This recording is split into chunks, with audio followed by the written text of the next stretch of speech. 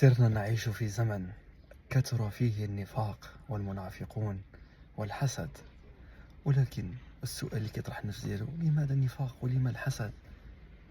فالدواء وهو كتاب الله سبحانه وتعالى وتدبر معانيه وكثرة الاستغفار.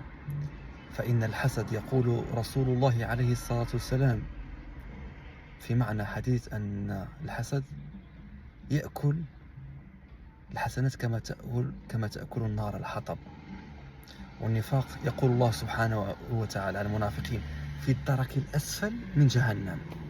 المنافق يتكلم وينطق بكلامنا ومن جلدتنا، ولكن ما في قلبه يعلمه إلى الله سبحانه وتعالى.